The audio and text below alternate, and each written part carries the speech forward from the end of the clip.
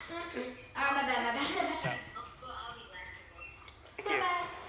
Isn't that something else? Certainly is. Something to be proud of for a long time. Workers who were painting a water tower was left hanging over 100 feet in the air, tangled in the safety line that broke his fall. The injured workman was standing on this scaffolding about 200 feet in the air when the cable supporting it suddenly broke, sending it crashing to the ground. Billy Hayes was one of the 3 men working on the tower when the accident happened. He was on his way up the bubble when he screamed, and I was looking out, and I saw him fall. And when he fell part way, then he slammed up against the bubble of the tower, then he fell back down another 10 feet.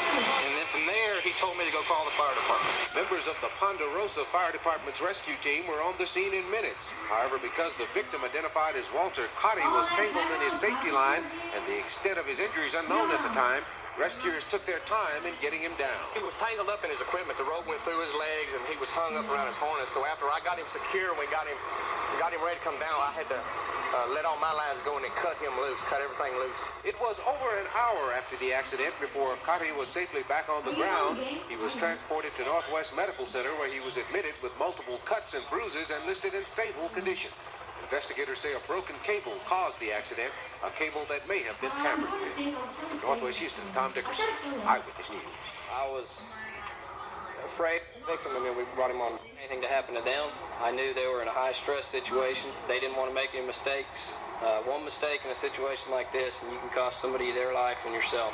I'm Dolcefino. Even veterans of this dangerous business of high-rise rescue call Wednesday's water tower operation a tough one. For the volunteers of the Ponderosa Fire Department, it was a first. I just wanted to get him down safely without hurting him or myself. 23-year-old Paul Coté runs a monogram business when he's not volunteering his time and risking his life for a 14-mile area of North Harris County.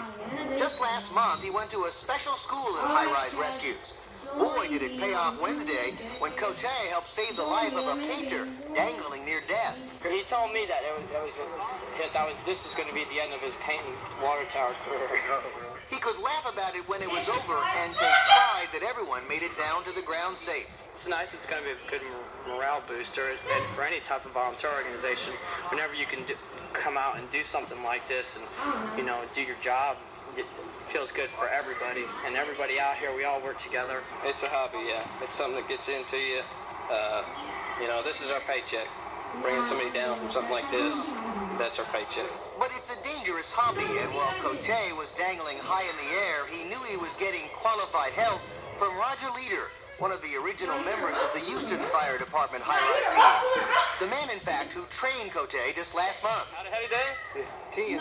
He did 10. He did all right. I guess you have to be modest at a certain point, but every day we're heroes as far as I'm concerned when we go out and do something. And if you don't think that way, well, then you don't like what you're doing. Dolcefino, Eyewitness News.